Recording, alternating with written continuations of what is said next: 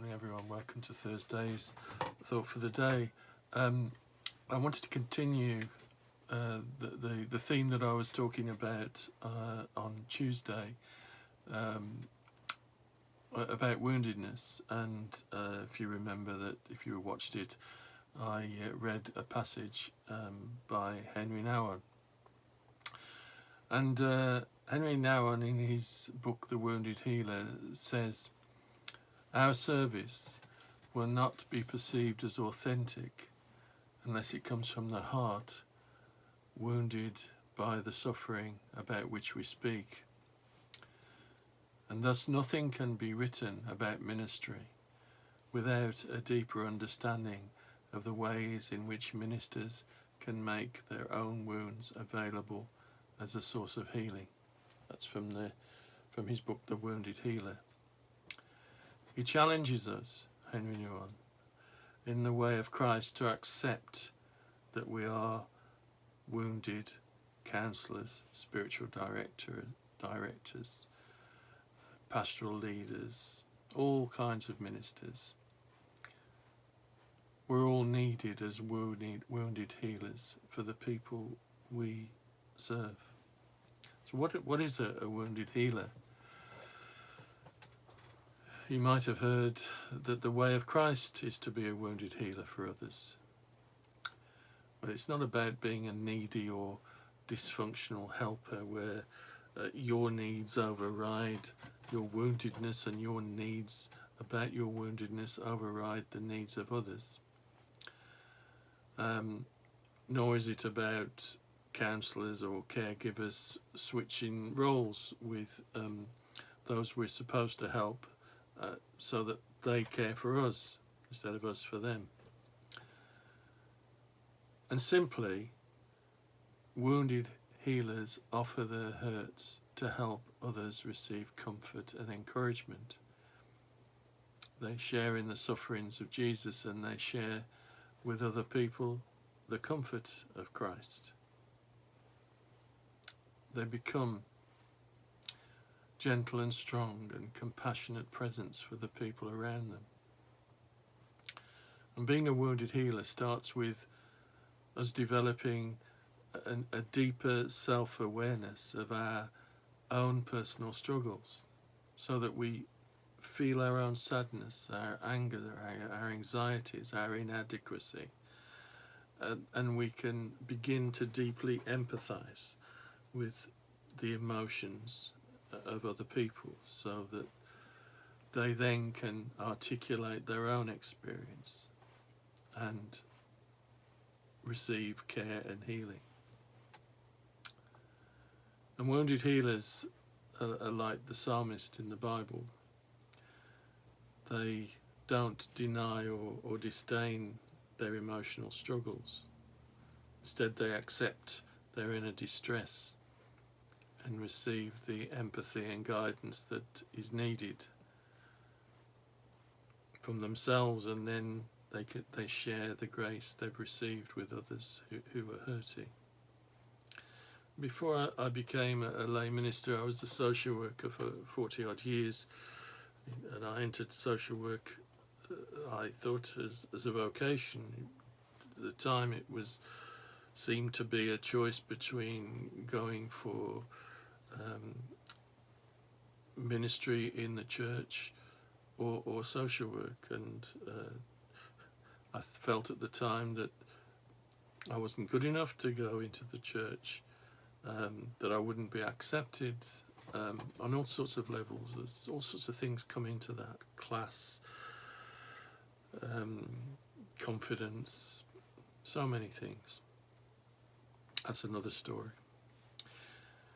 And so I chose social work. When I started working as a social worker, I was full of idealistic ideas, and I was very sure of how I wanted to relate to the people that I worked with. And over the years I came across hundreds of broken and confused and lost people, both adults and children. And I tried in my small way to relate to each one with compassion and to respect their dignity. I'm sure that I didn't always succeed, but I tried my best, and as I matured, as I became more understanding of who I was, as I began to understand my own brokenness, it was that brokenness that enabled me, I think, to relate on a deeper level with people. And as the years passed, I was aware that changes in my profession were making me feel increasingly uncomfortable. Changes that were often enforced by political decisions, governmental decisions, changes that meant, in my opinion, meant that the process of the work was valued above the relational aspect of the work, that we became ever more distant from the people that we were supposed to be serving, supposed to be helping.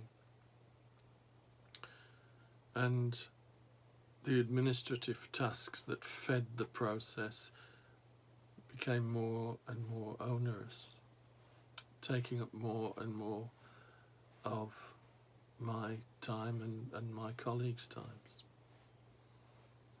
In some ways, the worst thing that could be introduced was the computerization of everything.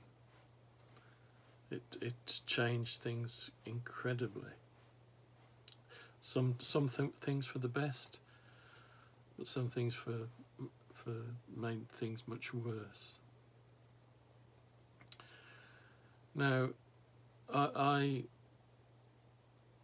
felt two things because of that I was becoming an automaton,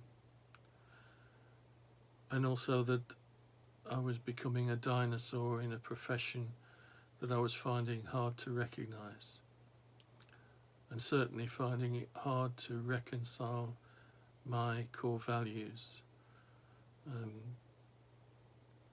I'd always seen self, with all my flaws, as being my main asset, a tool of my profession, but now this was devalued, suspect in the development or the direction the profession was going. And because it was devalued, compassion in the work began to take increasingly a back seat.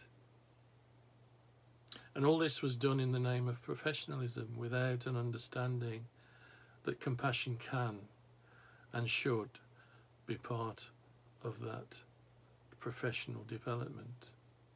The two aren't mutually exclusive.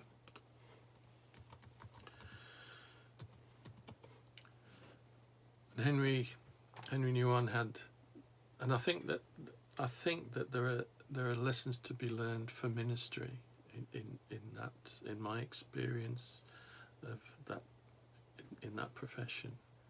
Henry Nouwen had this to say about the pursuit of professionalism in ministry. He says, compassion must be the core and even the nature of authority.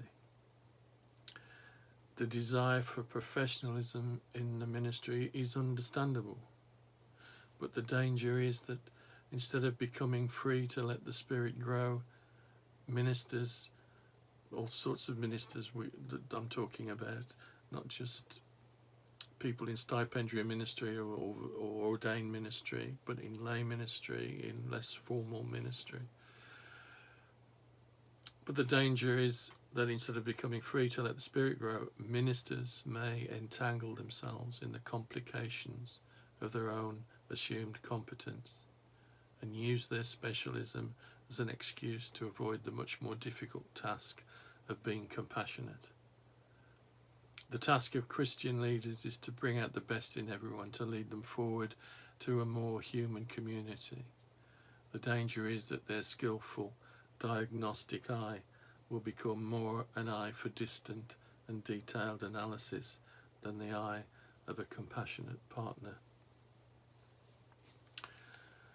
There's a lot to sort of unpick, particularly in that last piece from Henry Nouwen. I think these are things that we need to think about. I want to continue, perhaps a couple more on woundedness next week. But in the meantime, look after yourselves, take care, and God bless. Bye-bye.